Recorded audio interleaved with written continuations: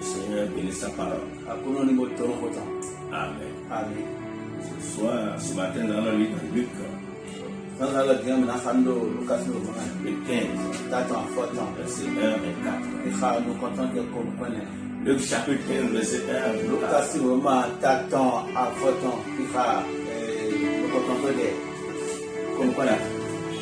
Tous les publicains et les gens de mauvaise vie s'approchent de Jésus. S'approchaient de Jésus. Pour l'entendre. Et les pharisiens et les scribes murmuraient. Cet homme accueille des gens de mauvaise vie et mange avec eux. Mais il a dit cette parabole. Quel homme d'entre vous, s'il a 100 brebis et qu'elle en perd une,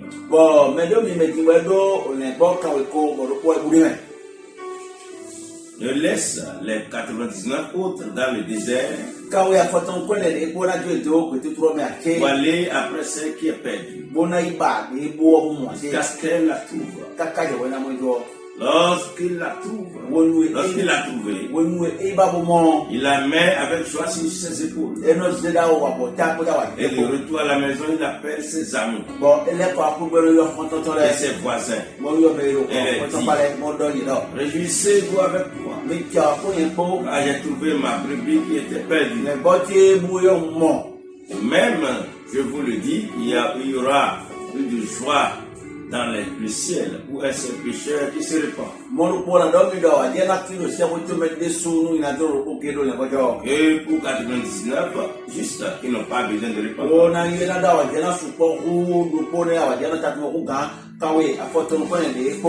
Quelle femme, si elle a 10 drachmes et qu'elle n'en perd une, n'allume une lampe.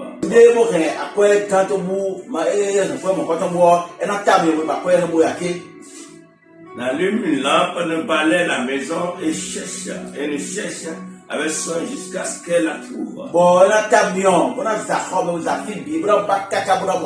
Lorsqu'elle l'a trouvée, elle appelle ses amis et ses voisines et dit, réussissez-vous avec moi. J'ai trouvé la drachme que j'avais perdue.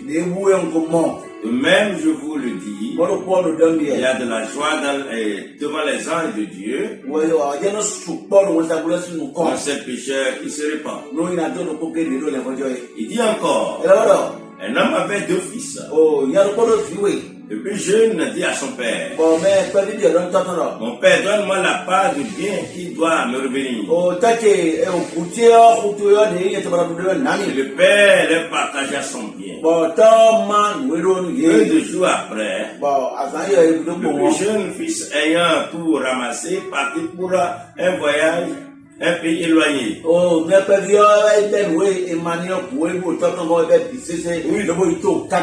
il dissipa son bien. En vivant dans la débauche. Lorsqu'il eut tout dépensé, une grande famine survint dans ce pays. Et il commença à se trouver dans le besoin. Il alla se mettre au service d'un des habitants du pays. Il envoya dans ses champs garder les pousseaux. Il aurait bien voulu se rassasier des carouges que mangeaient les pousseaux.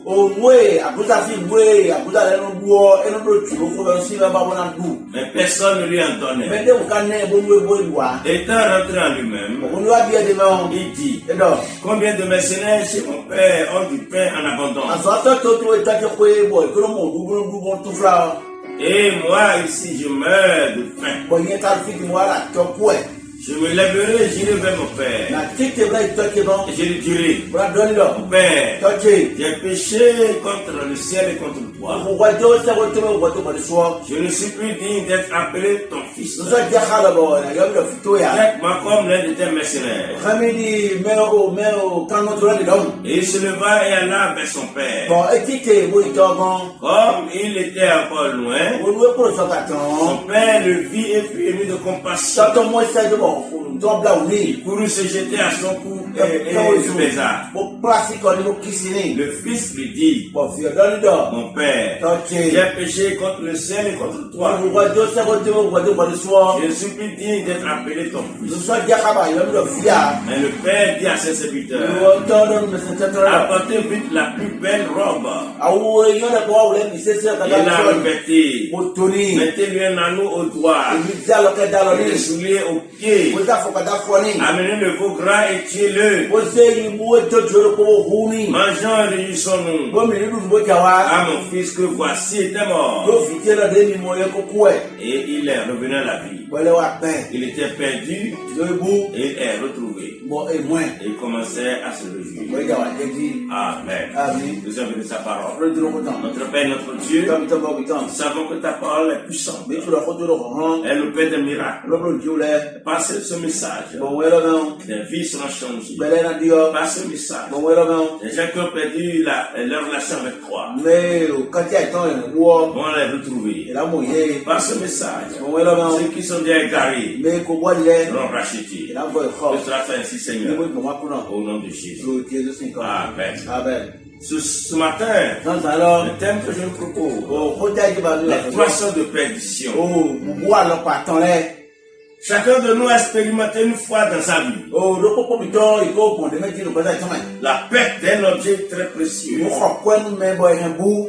et qu'il a cherché pendant des jours. Et enfin il a retrouvé. Et la joie de retrouver cet objet perdu. Pour faire comprendre à ses auditeurs, les pharisiens et les scribes, ce n'est pas seulement par sa prédication que Jésus a annoncé la venue règne de Dieu, mais sa vie quotidienne, comme ses actions, a illustré au mieux actualiser le contenu de son enseignement. Pour illustrer son enseignement, Jésus donne 3 paraboles. Premièrement, la parabole de la brebis perdue. Selon les versets, selon Luc chapitre 15, versets 4 à 7. La grâce perdue. Et enfin la parabole du fils prodigue. Ces 3 paraboles, bien qu'elles parlent de choses perdues, on a retrouvé, ne parlent pas de la même manière. Ces 3 paraboles montrent 3 sortes de perdition.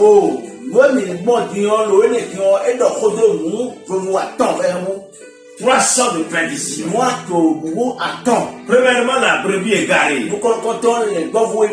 Jésus commence en disant, quel homme d'entre vous, s'il a 100 brebis, et qu'il en perd une, ne laisse les 99 autres dans le désert pour aller après celle qui est perdue, parce qu'elle la retrouve. Le berger représente Dieu, qui, dans ces temps de soins pour son peuple, la brebis représente le pécheur perdu. Les pécheurs sont considérés comme des brebis perdues qui n'ont pas de berger. Ils sont destinés à la mort éternelle. Et on lit dans Matthieu 9. Matthieu 9, verset 36 à 37. Matthieu chapitre 9, verset 36 à 38. Voyant la foule, il fut ému de compassion pour elle, parce qu'elle était languissante et apathie, comme des brebis qui n'ont pas de berger. Verset 27. Alors il dit à ses disciples, la moisson est grande. Et il y a peu d'ouvriers. Priez donc le maître de la moisson. Donc voilà les ouvriers de sa moisson. Parce que Jésus a vu la foule. Il fait mis de compassion pour cette foule. Parce que cette foule est comme des brebis sans berger. Et l'aiguissette est abattue. Et quand Jésus a vu la foule, une foule de gens, cette foule, il eut compassion pour elle. Car cette foule était abattue, était comme des brebis qui n'ont pas de berger.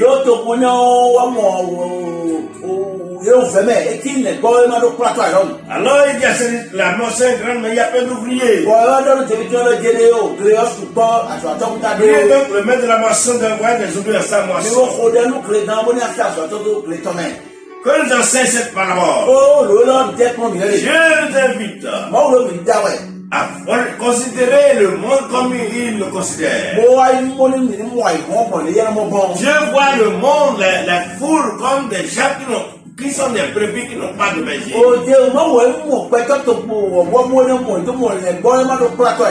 Et c'est comme ça que Dieu voit les pécheurs. Ils ne se répandent pas. Et il les considère comme des âmes perdues. C'est comme ça que Dieu voit l'humanité. Sans Jésus. L'humanité qui vit dans le péché. Devant Dieu sont comme des brebis égarées. Et que nous, les enfants de Dieu, on peut les représenter sur la terre. On doit aller chercher. Cette foule fait partie c'est la brebis qui est perdue. Et la brebis qui est perdue, qui n'est pas dans la bergerie.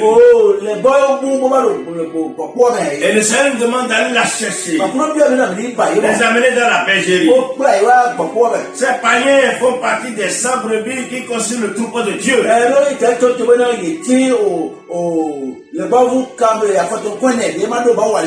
Non, ces brebis, ces païens font partie des 100 brebis qui constituent le troupeau de Dieu.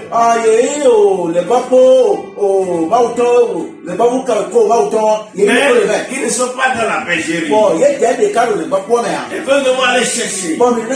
C'est pourquoi ici, lorsque le berger a 100 brebis, et il en perd une, il laisse les 99. Il va chercher la 100 brebis qui est perdue. Le désir de Dieu, c'est de sauver l'humanité. Ramener les péchés à la repentance. Et il nous confie cette mission. C'est pourquoi il dit à ses disciples, la moisson est grande. Mais il y a peu d'ouvriers. Priez le maître de la moisson. Envoyez des ouvriers de sa moisson. Et Jésus conclut en disant, il n'y a plus de joie dans le ciel. Lorsqu'un péché se répand, les 99 justes, ils n'ont pas besoin de se répandre. Lorsqu'un pécheur confesse ses péchés et il les abandonne, il vient à Jésus, la Bible déclare, il n'y a plus de joie dans le ciel. Lorsqu'un seul pécheur convaincu. Frères et sœurs, en tant que berger, en tant qu'enfant de Dieu, en tant que serviteur de Dieu, nous devons tout faire pour qu'il y ait toujours la joie dans le ciel. Lorsque chaque jour un pécheur se convertit, le ciel se réjouit. Nous devons tout faire pour que chaque fois le ciel soit dans la joie. Amen. Lorsque nous allons le faire, nous serons bénis. Amen. La parabole de la drachme perdue. Le verset 8 à 10 parle de la parabole de la drachme perdue. La femme qui a 10 drachmes, et elle perd une, n'allume une lampe, ne balaie la maison, et ne cherche avec soin jusqu'à ce qu'elle la trouve. Cette parabole concerne les chrétiens perdus dans la maison. La pièce n'est pas perdue dehors. Mais dans la maison. Perdue dans la maison. La trace signifie ceux qui sont perdus dans la maison. Ceux qui sont éloignés. Ceux qui sont perdus. La pièce est l'excellente représentation de ces pécheurs qui sont perdus, mais qui sont toujours à portée de la main du salut.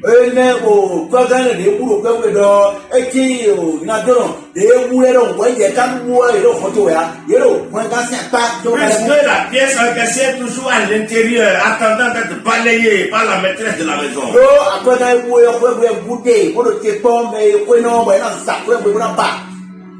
Ça veut dire quoi? Il y a des gens qui sont dans l'église, mais pourtant qui sont perdus, mais qui sont dans l'église. Mais ceux-là, nous devons les chercher.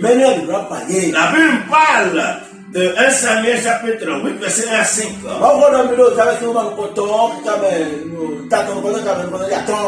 La Bible parle des parents obéissants, des enfants désobéissants. Les enfants désobéissants. La Bible parle des enfants de Samuel. Vous savez, Samuel était un prophète obéissant qui respectait la parole de Dieu. Mais on a remarqué que ces enfants sont des enfants désobéissants. Non, c'est Samuel. Oui, les enfants de Samuel n'ont pas marché comme le père. Et à un moment donné, le peuple s'est révolté pour dire: tes enfants n'ont pas marché comme toi. Oui, c'est ça qui a amené que le peuple a réclamé un roi. Parce que les enfants de Samuel n'étaient pas de bons juges. Voilà, mais c'est des enfants qui ont grandi avec les parents, qui ont grandi avec, dans la crainte de Dieu. Mais les parents sont obéissants, les enfants désobéissants.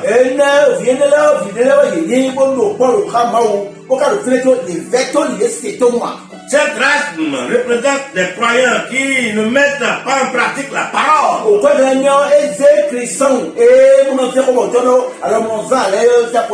Qui se bornent à écouter la parole. Dans une église, il y a toujours des gens qui écoutent la parole et qui ne la mettent pas en pratique. Ils se contentent de venir à l'église, mais ils ne veulent pas obéir à Dieu. Ils sont perdus dans la maison. Ils sont perdus dans l'église. Cette traque représente ces chrétiens qui ne croient que le retour du Seigneur. On lit 2 Pierre 3, verset 9. 2 Pierre 3, verset 9. La Bible dit: le Seigneur ne tarde pas de l'accomplissement de la promesse. Comme quelques-uns le croient, il de compassion, de patience envers vous, ne voulant pas qu'aucun périsse, voulant que tous arrivent à la repentance. Voulant que tous arrivent à la repentance. Il y a ici Pierre parle des chrétiens. Ils disent que le Seigneur tarde dans sa promesse. Et ils ne croient plus au retour. Ils n'ont plus la crainte de Dieu. Mais ils sont dans l'église. Ils sont perdus. Et ils doivent aller chercher ceux-là. Ils sont là dans l'église. Ils se disent enfants de Dieu. Ils n'obéissent pas à la parole de Dieu. Ils sont comme la grâce perdue dans la maison. Et le Seigneur veut les racheter. Frère, ma soeur, si tu viens à l'église, mais tu n'obéis pas à la parole, tu fais ta volonté, tu ne fais pas ce que Dieu demande, tu ne vis pas comme Dieu veut, comprends que tu es perdu. Mais tu as la portée de la main. Tu peux te racheter. C'est pourquoi, en écoutant ce message, et si ça te concerne, réponds-toi. Sinon, tu es perdu dans la maison. Tu es comme la trace qui est perdue, que la dame doit balayer pour retourner. Que ce message te retrouve. Que après ce message, que le Seigneur te vienne dans la maison. Amen. La troisième parabole, le fils prodigue. Jésus raconte une troisième parabole. Un fils, le cadet, il prend sa part d'héritage.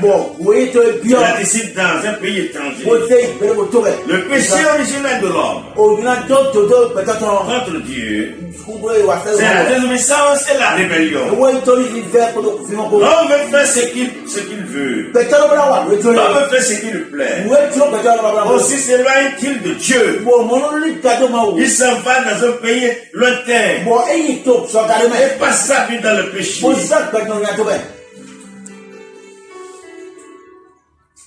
Loin de ses parents. Qu'est-ce qui est arrivé à ce jeune? Dans toute la bénédiction, tout l'héritage que son père lui avait donné, tout a été dilapidé. Et il est devenu pauvre. Les habits sont déchirés. Il ne trouve plus à manger. On dit que la famine est arrivée dans le pays. Et il ne trouvait pas à manger. Il a cherché un petit homme. Il a trouvé.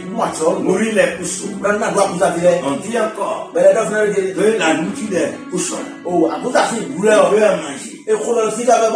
Mais personne ne vient. Voilà, il a quitté la gloire. Alors que de la maison, son pays a la nourriture. Il a tout fait. Il a quitté. Mon frère, ma soeur, ne quitte pas la vie chrétienne.